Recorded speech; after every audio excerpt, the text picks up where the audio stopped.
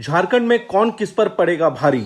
दीदी गोगो योजना जो बीजेपी के द्वारा लाने की दावा किया जा रहा है, या फिर झारखंड मुक्ति मोर्चा का झामुमो सम्मान योजना? इस पूरे मुद्दे पर बात करने के लिए हमारे साथ मौजूद हैं झारखंड मुक्ति मोर्चा के महासचिव और गिरिडीह से विधायक सुदेव सोनू। सुदेव जी, पहले तो आपका स्वागत है और पहला सवाल यही है कि कौन किस पर भारी पड़ेगा, दीदी गोगो या जेएमएम सम्मान योजना? देखिए, सवाल है कि जनता का विश्वास काम करने वाले लोगों पर होता है। हम लोगों ने काम करके दिया है। संविधान निर्माताओं ने जिस कल्याणकारी स्टेट, राज्य या वेलफेयर स्टेट की अवधारणा रखी थी संविधान में, हम उसकी बात करते हैं।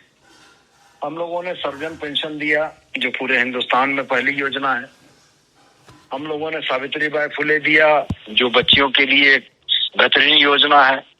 केंद्र सरकार ने प्रधानमंत्री आवास रोक दिया 2021 से। राज्य सरकार ने, हेमंत बाबू ने आबू आवास दिया। लगा कि हमारी महिलाओं को छोटे पैसों के लिए परेशान होना पड़ता है, तो उनके जीवन यापन में छोटी सी सहूलियत के लिए झारखंड मुख्यमंत्री मैया सम्मान योजना लागू की गई। 3 किस्त चली गई।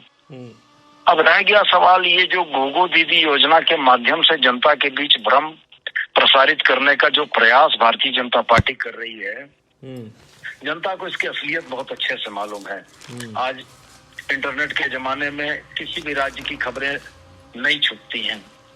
आप बात करें उड़ीसा की, तो उड़ीसा में सुभद्रा योजना जो सिर्फ 5 वर्षों के लिए चलाई गई है भाजपा शासित प्रदेश में, उसमें महिलाओं को 830 रुपए प्रति माह दिए जा रहे हैं।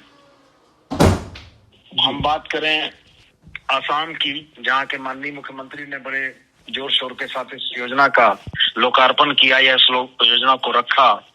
उनके स्वयं के राज्य में 830 रुपए से शुरू हुई योजना में आज 1250 रुपया महिलाओं को मिल रहा है।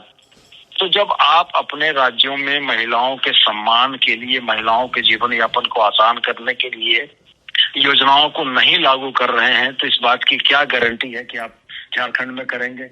लेकिन नेता प्रतिपक्ष, सोनू जी, नेता प्रतिपक्ष अमर बाउरी तो ये कह रहे हैं कि गोगो दीदी योजना से आप घबरा गए हैं, डर गए हैं, और आपको डर इस बात का है कि आपकी सत्ता जा सकती है, इसलिए डर और बेचैनी में आप लोगों ने झामुमो सम्मान योजना का जो कार्ड है वो निकाल दिया या खेल गए हैं आप? देखिए, जब हम लोगों ने मुख्यमंत्री मैया सम्मान योजना शुरू की थी और शुरुआती तकनीकी दिक्कतें जो थी, उसमें भारतीय जनता पार्टी के नेताओं ने इस योजना को कहा था कि मैया परेशान योजना।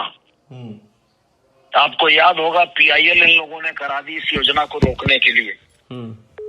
आपको याद होगा कि तमाम मंचों से इस योजना की बुराई की गई, लोगों को कहा गया कि हेमंत सोरेन भीख दे रहे हैं। तो अब ये क्या दे रहे हैं? रह गया सवाल कि डरा कौन है? डरा तो भाजपा है, डरी तो भाजपा है, डरे तो भाजपा के नेता हैं। कि अगर आधी आबादी को अपने बेटा और अपने भाई हेमंत सोरेन पर भरोसा है, तो वैसी स्थिति में उनका भरोसा को किस तरीके से ये जनता के बीच भ्रम पैदा कर सके, इसके लिए गोगो दीदी योजना लेकर आए हैं। अच्छा, अब सवाल इस बात का उठता है कि झारखंड मुक्ति मोर्चा ने ये क्यों किया? हम केंद्रीय चुनाव आयोग, जिसको शॉर्ट फॉर्म में आजकल केचुआ भी कहा जाता है, केचुआ की आंखों में उंगली डालकर दिखाना चाहते थे कि आदर्श आचार संहिता और जो लोकतांत्रिक व्यवस्था में मतदाताओं के साथ लोकतांत्रिक पार्टियों के एक सहज संबंध थे, उसको दूषित करने का जो प्रयास भारतीय जनता पार्टी कर रही है, वो उनकी आंख में उंगली डालकर हम दिखाना चाहते थे कि हम भी ये कर रहे हैं। अब अगर तुम ये सवाल करोगे तो फिर इस पर भी सवाल उठने जायज है।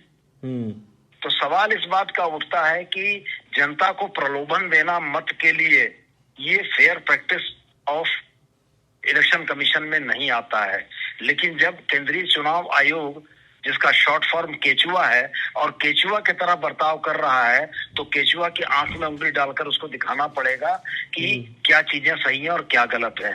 तो हम भी यह स्पष्ट कहते हैं कि अगर केंद्र सरकार झारखंड का 1,36,000 करोड़ रुपया जो बकाया है यह दे दे, तो माननीय मुख्यमंत्री ने घोषणा की कि हम 3,000 रुपया प्रति माह देंगे।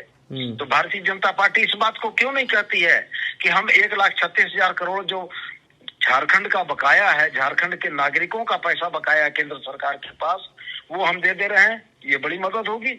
और ये कहाँ 2100 रुपए की बात कर रहे हैं, हम तो 3000 रुपए की बात करेंगे कि हम 3000 रुपया प्रतिमाह अपनी माँ बहनों को सम्मान राशि के तौर पर देना चाहते हैं। तो कथनी और करनी के फर्क हैं। 15 लाख लोगों को मिल गए हों तो ये गोगो दीदी योजना भी आ जाएगी।